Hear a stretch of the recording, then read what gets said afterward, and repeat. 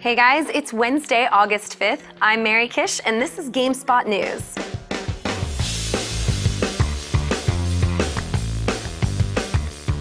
First up, in Mafia 3, you're going to New Orleans back to the year 1968 in a new direction for the game that's tackling both racism and the Vietnam War.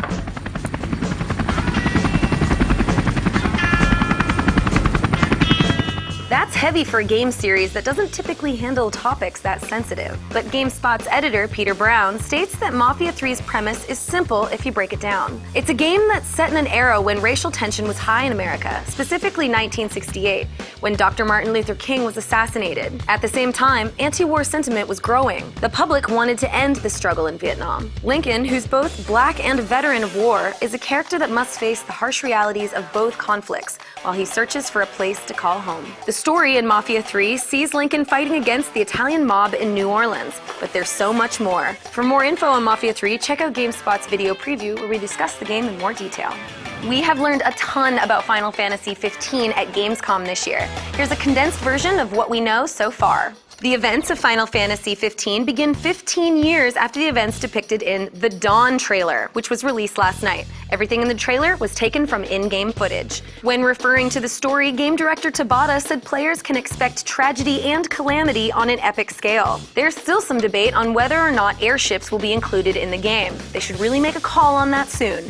In regards to the main villain, Tabata said when comparing him to the other villains in previous Final Fantasy games that this would be the biggest, baddest villain yet.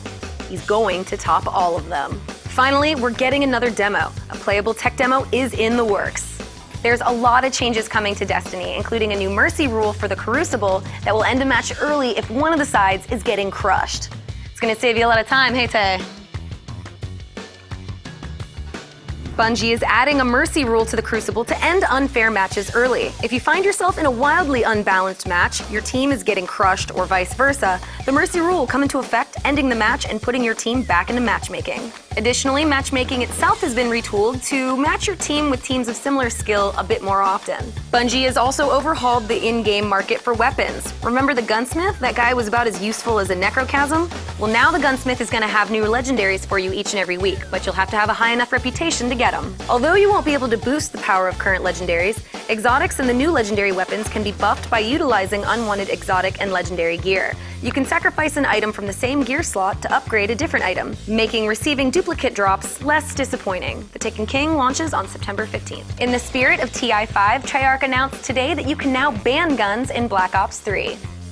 Developer Treyarch announced a new multiplayer system called the Ban and Protect system. It's up on competitive and private matches, and it works by letting each player pick an item to vote on to ban or protect before the match. These include items, types of perks, and other game-affecting features. During a game, players banned gun sights, grenades, and guns themselves. They can pick strategically if they know an opposing player relies on a certain gun. If you protect an item, you'll get access to it even if another player bans it for everyone else. In competitive games, there's another system called the Specialist Draft. This introduces a restriction on the number of specialist abilities in a single match. If one player chooses a specific ability, he or she is the only one who gets to use that skill on his or her team during the match. Black Ops 3 launches on November 6th for Xbox One, 360, PS4, PS3, and PC. Well, that's all I have for you today. If anyone needs me, you can find me in the chat at the TI5 stream. For everything else news-related, you can check back tomorrow at GameSpot.com.